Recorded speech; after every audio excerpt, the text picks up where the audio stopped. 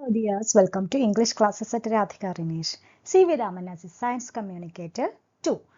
ഇത് നമ്മൾ നേരത്തെ കൊടുത്തിട്ടുള്ള ഒരു വീഡിയോയുടെ ഒരു സെക്കൻഡ് പാർട്ടാണ്. അതായത് AEC 1 ഫോർ സയൻസിനുള്ള ഒരു ചാപ്റ്ററാണ് C.V. Raman as a Science Communicator. അതിൻ്റെ ഫസ്റ്റ് പാർട്ട് നമ്മൾ വീഡിയോ ആയിട്ട് നേരത്തെ കൊടുത്തിട്ടുണ്ടായിരുന്നു. അതിൻ്റെ സെക്കൻഡ് പാർട്ടാണ്, ലാസ്റ്റ് പാർട്ടാണ് ഇത്.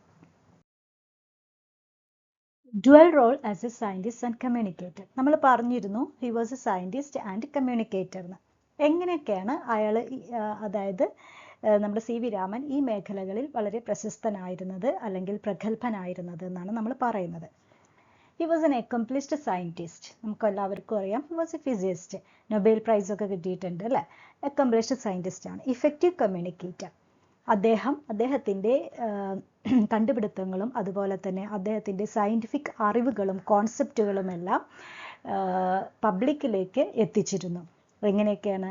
ലെക്ചേഴ്സ്, അതായത് പബ്ലിക് മീറ്റിങ്ങിലൂടെ, അല്ലെങ്കിൽ അയാളുടെ ആർട്ടിക്കിൾസ് എഴുതുന്നതിലൂടെ, അതുപോലെ തന്നെ മീഡിയ എൻഗേജ്മെൻറ്റ്, ഇപ്പോൾ റേഡിയോയിലൊക്കെ ഇൻ്റർവ്യൂ അല്ലെങ്കിൽ ടോക്സ് അങ്ങനെയൊക്കെ കൊടുക്കുന്നതിലൂടെ അയാൾ എന്ത് ചെയ്തിരുന്നു? He communicated his knowledge to the public.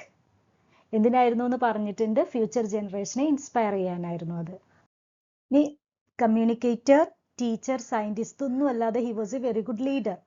അപ്പോൾ ഇന്ത്യൻ ഇൻസ്റ്റിറ്റ്യൂട്ട് ഓഫ് സയൻസിൻ്റെ ഡയറക്ടർ ആയിരുന്നു നമ്മുടെ C.V. Raman from 1933 to 1948. ആ കാലയളവിൽ ഹി പ്രൂവ്ഡ് ഹിസ് ലീഡർഷിപ്പ്.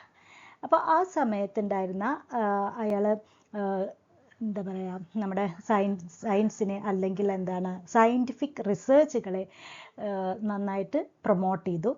അതുപോലെ തന്നെ interdisciplinary collaboration with other subjects, അതായത് ഫിസിക്സും അതർ സബ്ജക്റ്റുകളായിട്ടുള്ള കൊളാബറേറ്റീവ് റിസർച്ചസും പ്രൊമോട്ട് ചെയ്തു. പിന്നെ അതുപോലെ ഫ്രീ റിസർച്ചസ് നന്നായിട്ട് പ്രൊമോട്ട് ചെയ്തതായിരുന്നു നമ്മുടെ C.V. രാമൻ ഡയറക്ടറായിരുന്ന സമയത്ത്. ഫ്രീ റിസർച്ച് എന്ന് പറഞ്ഞു വെച്ചാൽ without any restriction from the leadership or from the political parties or from the government അല്ലേ. നമുക്കറിയാം, ഇന്നത്തെ കാലത്തൊക്കെ നമ്മൾ റിസർച്ച് ചെയ്യണമെന്നുണ്ടെങ്കിൽ അല്ലെങ്കിൽ എന്താണ് റെപ്യൂട്ടഡ് ഇൻസ്റ്റിറ്റ്യൂട്ടിലൊക്കെ JNUലൊക്കെ ഇതുപോലെ തന്നെ എന്താണ് റിസർച്ച് ആർട്ടിക്കിൾസൊക്കെ ഇവർ വായിച്ചു നോക്കും. അതായത് പൊളിറ്റിക്കൽ ലീഡേഴ്സോ അല്ലെങ്കിൽ ഗവൺമെൻറ് ഏജൻസീസ് വായിച്ചു നോക്കിയിട്ടാണ് അവർ അപ്രൂവ് ചെയ്യൂ എന്നൊക്കെ പറയുന്നത്. അപ്പോൾ ആ ഒരു തരത്തിലുള്ള ഒരു റെസ്ട്രിക്ഷനും നമ്മുടെ C.V. രാമൻ സമ്മതിച്ചിരുന്നില്ല. He wanted to conduct free researches. അതായത് ആര് റിസർച്ച് ചെയ്യുകയാണെങ്കിലും അത് ഫ്രീ റിസർച്ച്, അല്ലെങ്കിൽ എന്താണ് മറ്റുള്ളവരുടെ ഇൻഫ്ലുവൻസ് കൊണ്ടായിരിക്കരുത്, അല്ലെങ്കിൽ മറ്റുള്ളവർ പറയുന്ന രീതിയിലായിരിക്കരുത്. ഒരാൾക്ക് അയാളുടെ കണ്ടെത്തലുകൾ അയാളുടെ മനസ്സിൽ നിന്ന് അല്ലെങ്കിൽ അയാളുടെ ഏറ്റവും സ്വതന്ത്രത്തോടു കൂടിയാവണം എന്നായിരുന്നു C.V. രാമൻ്റെ അഭിപ്രായം. അപ്പോൾ ഉറപ്പായിട്ടും ഹി ഫേസ്ഡ് മെനി ചാലഞ്ചസ്. പക്ഷേ അദ്ദേഹത്തിൻ്റെ ഡിറ്റർമിനേഷനും വിൽ പവറും കൊണ്ട് അദ്ദേഹം ആ ചലഞ്ചസ് എല്ലാം മറികടന്നു. മൂപ്പർക്ക് ഒരു ആവശ്യം മാത്രമേ ഉണ്ടായിരുന്നുള്ളൂ. എന്താണത്? That is his vision four advancing science in India. Okay, science ഇന്ത്യയിൽ നന്നായിട്ട് എന്താണ് അഡ്വാൻസ്ഡ് ആവണം എന്നൊരു വിഷൻ മാത്രമായിരുന്നു നമ്മുടെ C.V. രാമൻ ഉണ്ടായിരുന്നത്. Founding of the Raman research institute, RRI എന്ന് പറഞ്ഞ് രാമൻ റിസർച്ച് ഇൻസ്റ്റിറ്റ്യൂട്ട് അദ്ദേഹം 1948 സ്ഥാപിച്ചത്. കാരണം 1948 IICയിൽ നിന്ന്, ഇന്ത്യൻ ഇൻസ്റ്റിറ്റ്യൂട്ട് ഓഫ് സയൻസിൽ നിന്ന് റിട്ടയർഡ് ചെയ്ത്. ഇവിടെ അദ്ദേഹം ഇൻഡിപെൻഡൻറ്റ് റിസർച്ചുകൾ, ഫിസിക്സിലുള്ള ഇൻഡിപെൻഡൻറ്റ് റിസർച്ചുകളാണ് പ്രോത്സാഹിപ്പിച്ചത്. കൂടുതലായിട്ടും ദാറ്റ് ഈസ് ലൈറ്റ് സ്കാറ്ററിങ്, അതുപോലെ തന്നെ ക്രിസ്റ്റൽ ഡൈനാമിക്സ്, ഈ രീതിയിലുള്ള റിസർച്ചുകളൊക്കെയാണ് ഈ രാമൻ റിസർച്ച് ഇൻസ്റ്റിറ്റ്യൂട്ടിൽ ഉണ്ടായിട്ടുണ്ടായിരുന്നത്. RRI continues to be a leading center for scientific research, reflecting Raman's vision and dedication to basic science. അതുപോലെ സയൻറ്റിഫിക് റിസർച്ചുകൾ, ഇതുപോലെ RRIയിൽ ഒരുപാട് സയൻറ്റിഫിക് റിസർച്ചുകൾ കണ്ടക്ട് ചെയ്തിട്ടുണ്ട്. അത് രാമൻ്റെ ആ വിഷൻ, അതായത് നമുക്കറിയാം രാമൻ്റെ ഏറ്റവും വലിയ ആഗ്രഹം എന്ന് പറയുന്നത് ഇന്ത്യയിൽ സയൻസ് അഡ്വാൻസ്ഡ് ആവണം അല്ലെങ്കിൽ പുരോഗതി പ്രാപിക്കണം എന്നുള്ളതായിരുന്നു. ആ വിഷൻ കംപ്ലീറ്റ് ചെയ്യുന്ന രീതിയിലുള്ള റിസർച്ചസ് ആണ് RRIയിൽ Raman പ്രോത്സാഹിപ്പിച്ചത്. We know that he was a legend and impactful person. അപ്പോൾ എങ്ങനെയൊക്കെയാണ് രാമൻ്റെ ഇഫക്റ്റ് ഉണ്ടായിട്ടുള്ളത്? ഓക്കെ, രാമൻ ഇഫക്റ്റ് എങ്ങനെയാണ് ഇന്ത്യൻ ജനറേഷനിൽ ഉണ്ടായിട്ടുള്ളത്? He was the first Asian to win the Nobel Prize in Physics. Okay, അത് വലിയൊരു അച്ചീവ്മെൻ്റ് ആണ്.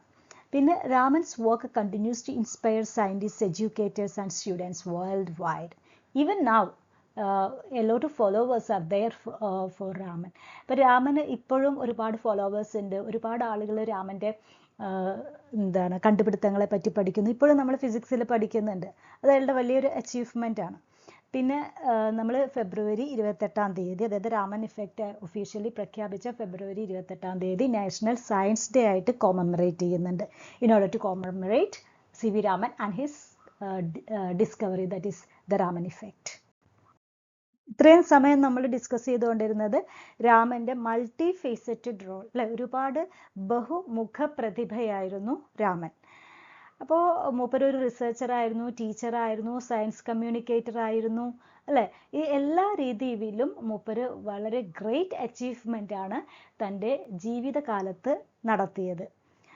പിന്നെ അതുപോലെ തന്നെ his ability to communicate effectively across different domains solidified his stature not only as a scientist but also an educator and public figure.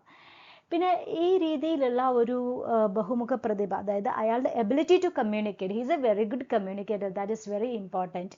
He communicated in simple English, simple language, it's very important.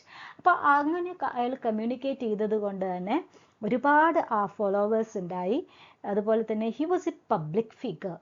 Okay, even though he was a scientist. നമുക്കറിയാം scientist എന്നൊക്കെ പറഞ്ഞു കഴിഞ്ഞാൽ എന്തോ ഒരു വലിയ സംഭവം, അതായത് സാധാരണക്കാർക്കൊന്നും മനസ്സിലാവാത്ത എന്തോ ലാംഗ്വേജിൽ എന്തൊക്കെയോ പറയുന്ന ആൾ, അതാണ് നമ്മുടെ കോൺസെപ്റ്റിൽ ഉണ്ടായിരുന്നത്. But CV Raman was entirely different from this concept. കാരണം മൂപ്പർ എപ്പോഴും പബ്ലിക്കുമായിട്ട് സംവദിച്ചിരുന്നു, കമ്മ്യൂണിക്കേറ്റ് ചെയ്തിരുന്നു. അതുകൊണ്ട് തന്നെ he was a public figure. കാരണം അതെന്തിനു വേണ്ടിയാണെന്ന് നമുക്കറിയാം.